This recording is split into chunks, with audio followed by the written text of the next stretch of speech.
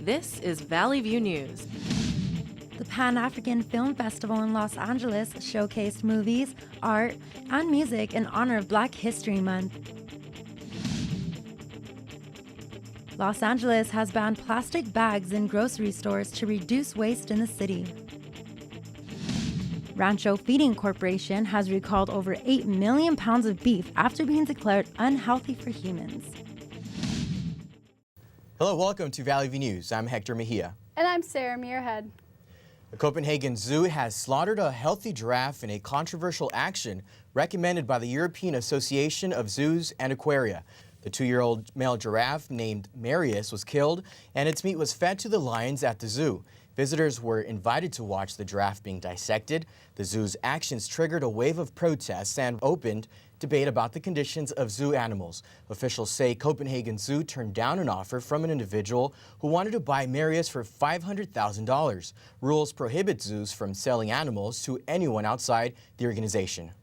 A suspected drunk driver allegedly caused a crash that killed 6 people in Diamond Bar. Authorities say 21-year-old Olivia Carolee Colbreth was driving the wrong way on the westbound 60 freeway.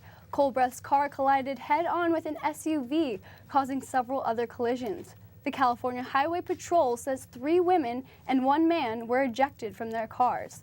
They were pronounced dead at the scene, and 2 people died at the UC Irvine Medical Center. Colbreth is in critical but stable condition at USC Medical Center.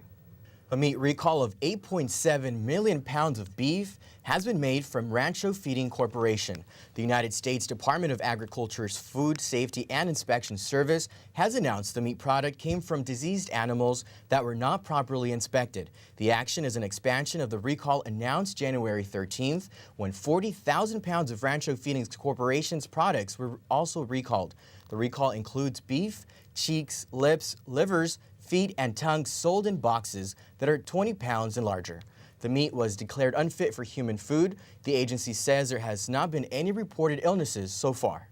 The Los Angeles Department of Public Works has created a new smartphone app that people can use to report problems. Luisa Fabiola Gonzalez reports the app will allow users to report violations like graffiti, excessive junk, or trash. The Department of Public Works has released a smartphone application to report graffiti, illegal dumping, or request pothole repairs, among other things.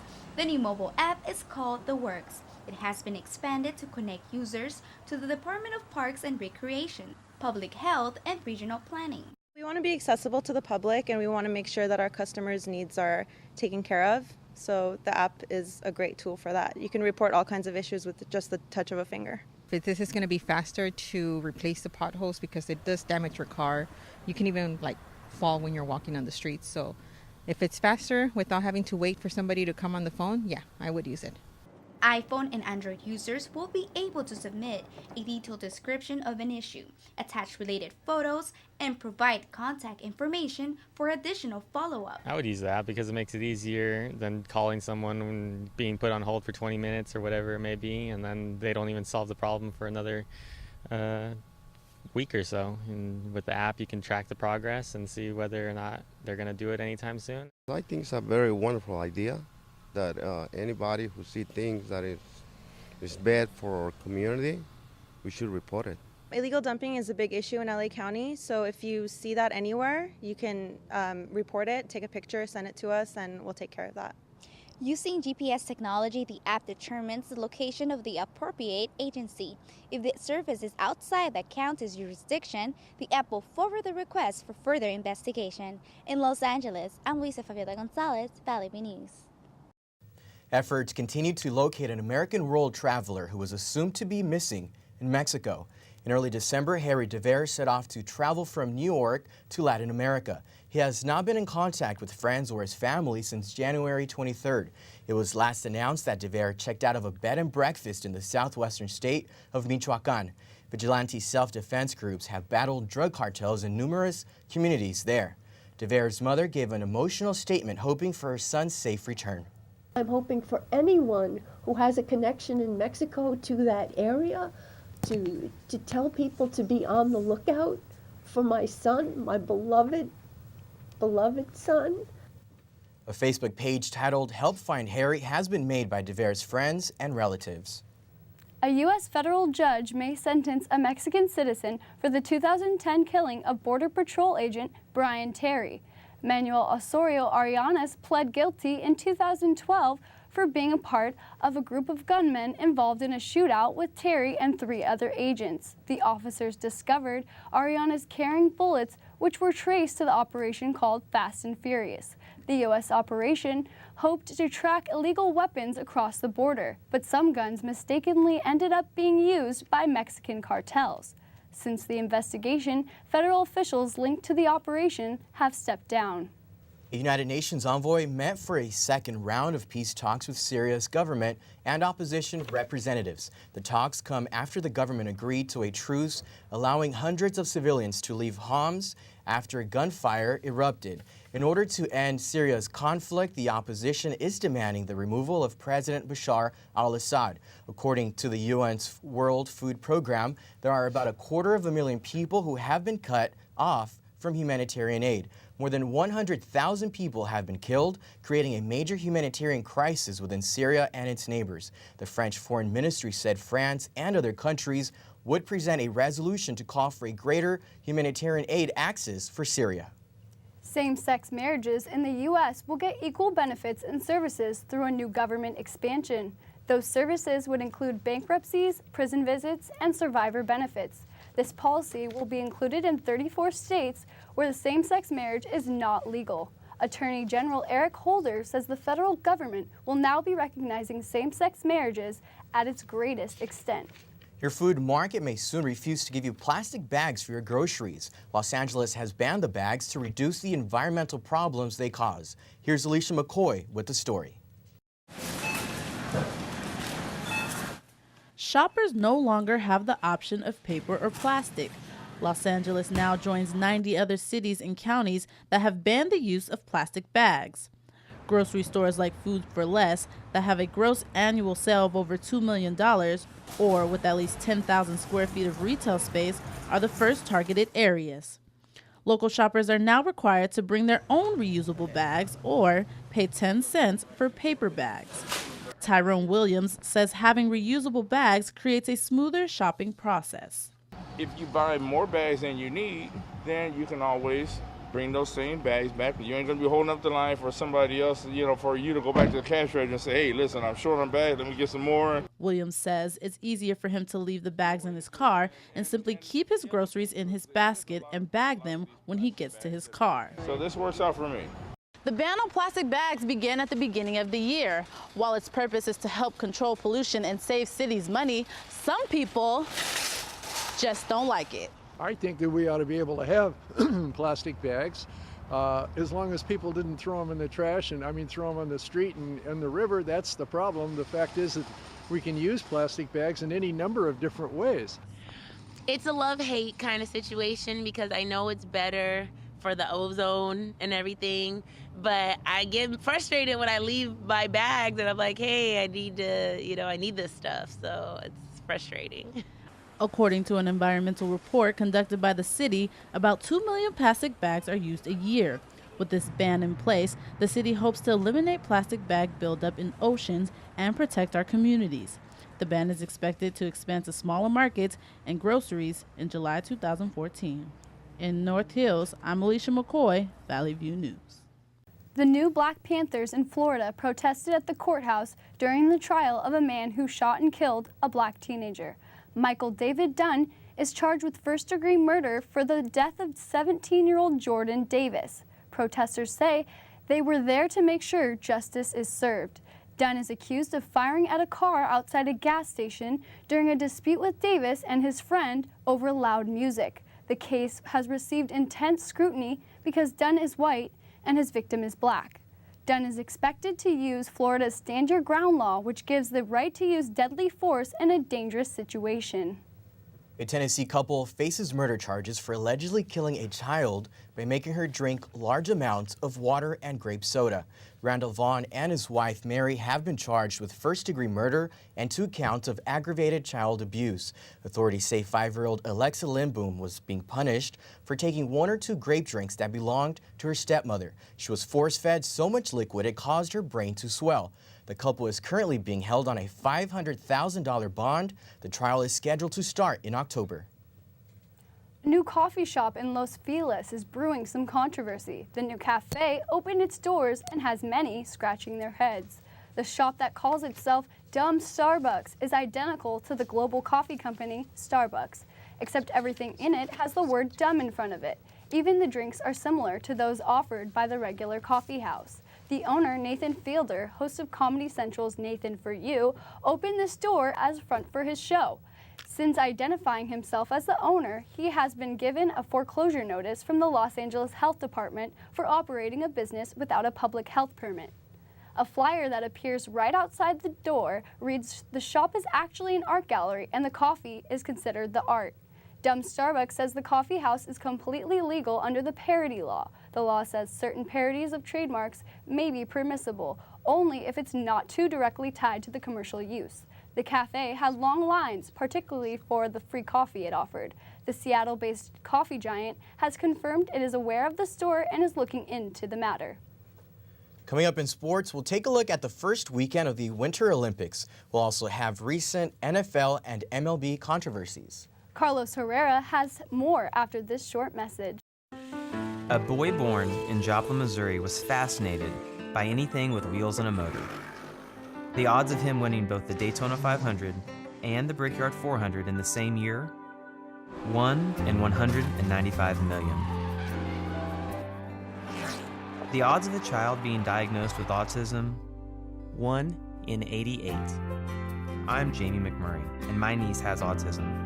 Learn more at autismspeaks.org/signs. Come on, let's go. Just a minute, I gotta finish this. Wait, you're gonna post those pictures of Mary? Yep. She thinks she's so hot. But her mom and dad will see them. Her grandmother, her little sister, everyone she knows, it's gonna kill her. Who cares? Just a couple of pictures. It's no big deal. No big deal? Don't. This has gotta stop. So what you want to do is, have you already enrolled? You're doing fine. What did that just do? Select the drop-down menu again. Wait. So you're already enrolled. Example here, so don't panic. You're ready to make your payments. Submit. There it is. Oh my God! I really can't believe it. That's awesome. Good for you.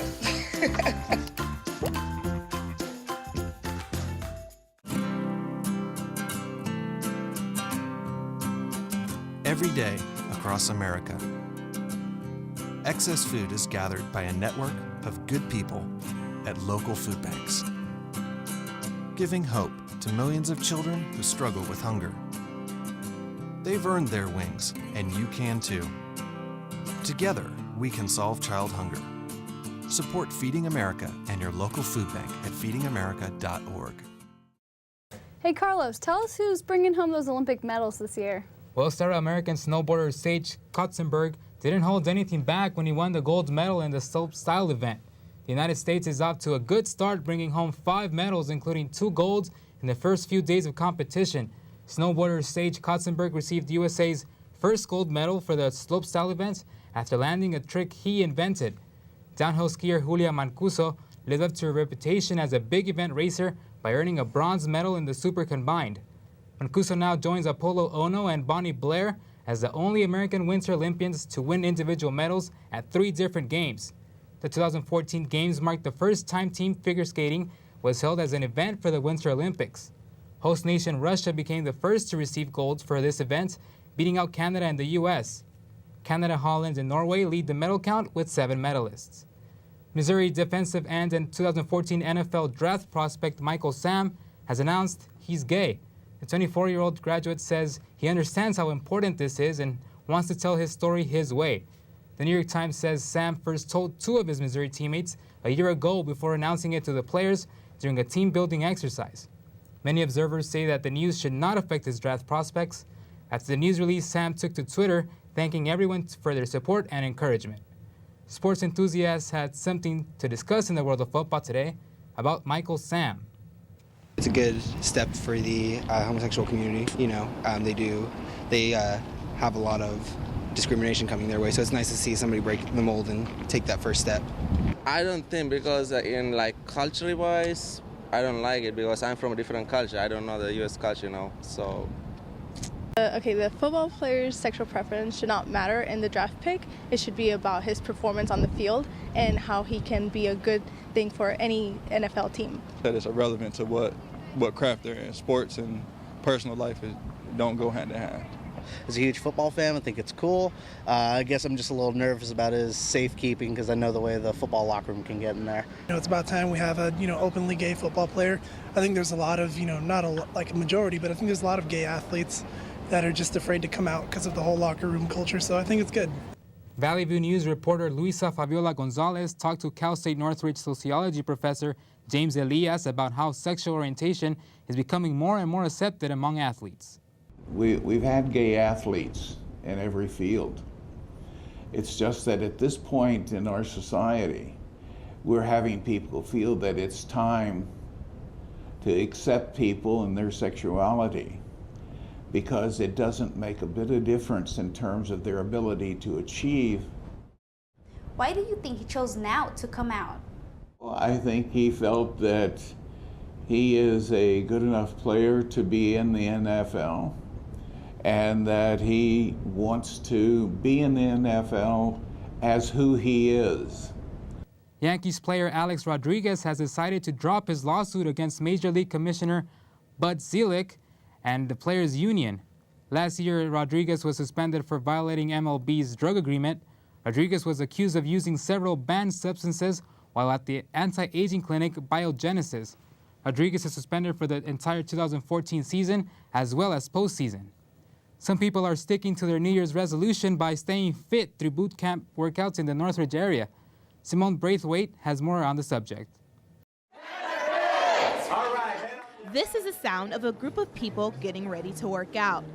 3 days a week, they come and participate in Panther Fit's workout challenges. Panther Fit, a group that started with DeMarc Jacque, came together out of a need to help people get healthy. Started working out at a local park. People will walk by and ask, are you guys trainers or what have you? And like, no, we're just a bunch of friends working out together. And they're like, can we join? And it just grew and grew and went from 1 day to 3 days to 4 days, almost 5 days a week now. It's free to the community. You know, we're friends, we're family. We've created a movement here in which it's free. And the main goal is to get the community and eventually the whole entire world to be fit. Their motivational center workouts is a reason why Wilsa Charles Melvo keeps coming back every week. I love it. I love it. Honestly, before I would work out on my own. I have a gym membership and I would use it kind of intermittently. I also have had a personal trainer before, but there's something really different about actually being here in kind of a team atmosphere, which I really like. There you go. Chants such as, "Don't cheat yourself, treat yourself," help participants stay in the workout. And at the end of every exercise, a health coach leaves the people with a quote like this one to keep them motivated throughout the week. Ralph Waldo Emerson, and it says, "Our greatest glory is not in never failing, but in rising up every time we fail." With obesity-related illnesses being the top killer in the United States, DeMarc and the coaches at Panther Fit strive to change this reality, but it takes more than exercise to make a difference. Typically what happens is, we come out, we talk about nutrition. So again, everything is free. We come out, we work out, we talk nutrition. That's all given to them. We talk motivation, we talk positivity. That's all given. Panther Fit's motto is it takes 20% exercise and 80% nutrition. The Panther Fit challenges are scheduled for every month. In Northridge, Simone Braithwaite, Valley View News.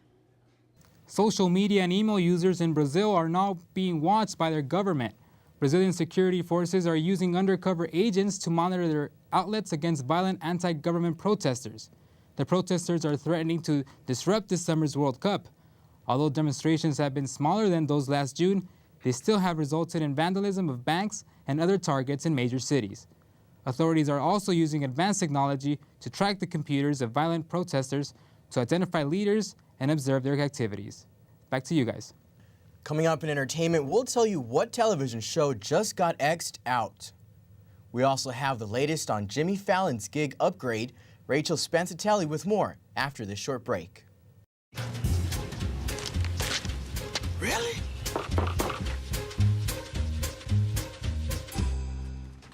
Buzz, what's up, man? You left some leaves burning out here. Yeah, I just came in just for a second. Come on, man. If it's too hot to touch, it's too hot to leave. You could torch the whole neighborhood. It's a good point there, Smokey. 9 out of 10 wildfires are caused by humans. Only you can prevent wildfires. Mommy, I don't feel so well. Okay, you wouldn't give yourself or your loved one poison, would you? Then why would you take or give counterfeit medications that may contain the wrong or no active ingredient? Counterfeit medications are out there. They can be ineffective and harmful to your health. Be a smart consumer and know your pharmacy, especially if you're purchasing medication online.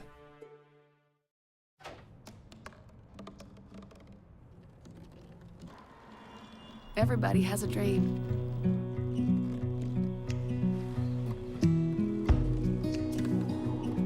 Mine was to see the ocean. And with a little help, I made it.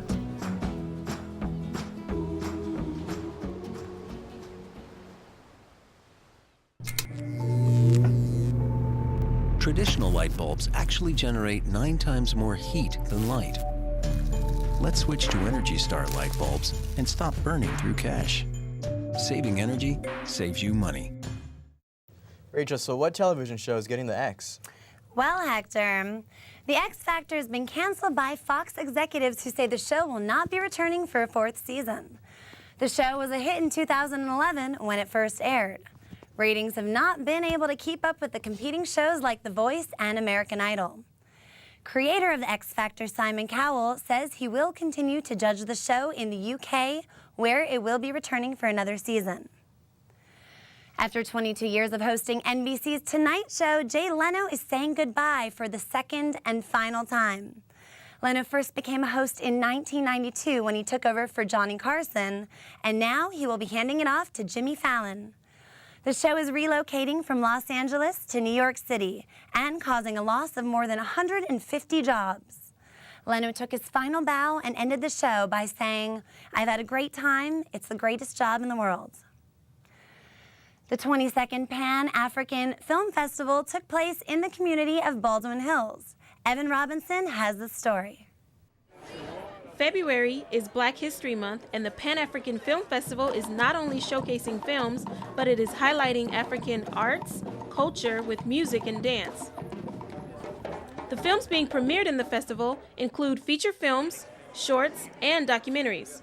One of the films featured in the festival is Blue Caprice, starring and produced by Isaiah Washington. I got a chance to catch up with him at Hal's Bar and Grill in Venice Beach.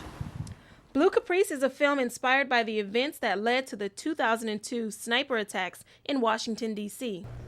Probably the most scariest, the most riskiest, the most challenging thing I've ever done in my life. Washington also has multiple other projects in the festival, including Blackbird starring Monique Hicks. I want to tell real stories about real people, with real hearts, with real love, with real pain. Back at the Rave Cinemas in Baldwin Hills, other filmmakers are anticipating their premiere, including Tamarack McConan, the director of In Search of the Black Knight, a humorous documentary about Black relationships in America. Well, I just hope that people walk away feeling entertained as well as informed. If you're informed, if someone is giving you information but it's bitter, you don't usually keep it, you know. But if you're getting information and you're also able to laugh at it, then usually people keep that. And Byron Hunter, the executive producer of a Black empowerment documentary, Lessons of Hayti. I want young people to understand a history of excellence. I want them to understand a history of determination and an ability to build and come out of anything. One thing that sets this festival apart from other film festivals is that it showcases African international diaspora. meaning any film produced, directed, or about people of African heritage around the world. In Baldwin Hills, I'm Evan Robinson for Valley View News. The finale of the show The Biggest Loser left some viewers wondering if one contestant went too far. When NBC's $250,000 winner, Rachel Fredrickson, stepped out to reveal her final weight, many were shocked at how thin she was. Fredrickson lost approximately 60% of her body weight, going from 260 to 105 pounds. At 5'5", that puts her body mass index at 18.5%, which is considered underweight by the National Institute of Health. The show's trainers said that they did not work with her and could not comment on her weight loss. The show's producers have not released any statements on Fredrickson. Star Trek star Leonard Nimoy has revealed that he has lung cancer even though he stopped smoking 3 decades ago. 82-year-old Nimoy took to Twitter to explain that he quit smoking, but not soon enough. He said, "I have COPD. I'm doing okay." COPD stands for chronic obstructive pulmonary disease, which is caused by smoking. After heart disease and cancer, it is the 3rd leading cause of death. The disease makes it increasingly difficult to breathe and is one of the most common lung diseases. U.S. universities, libraries, and hospitals are a lot richer today. The Chronicle of Philanthropy says America's 50 biggest donors signed over more than $7 billion to these institutes in 2012. Facebook CEO Mark Zuckerberg and his wife Priscilla Chan topped the list. They donated almost $1 billion worth of Facebook stock to the Silicon Valley Community Foundation. At 29 and 28, they are the youngest donors on the list. Other top donors include billionaire Michael Bloomberg and Nike co-founder Phil Knight. The Chronicle says the average donation per person is up this year to about $86 million, compared to $49 million in 2012. They say the improving economy and booming stock market helped boost the increase. The game is over for Flappy Bird fans. The developer of the wildly popular mobile app removed it from Apple's and Android's app stores. The game developer tweeted on Monday, "I'm sorry, Flappy Bird users. 22 hours from now, I will take Flappy Bird down." He said he now hates the game and that it ruined his life. eBay auctions are currently underway for smartphones and tablets with the app installed, and bids for one phone started from $15,000. Flappy Bird got more than 543,000 four-star reviews on Apple App Store. The Lego Movie opened #1 at the box office. It earned $69 million last weekend. The success of the Lego Movie is a major win for Warner Brothers, which rarely does animated films.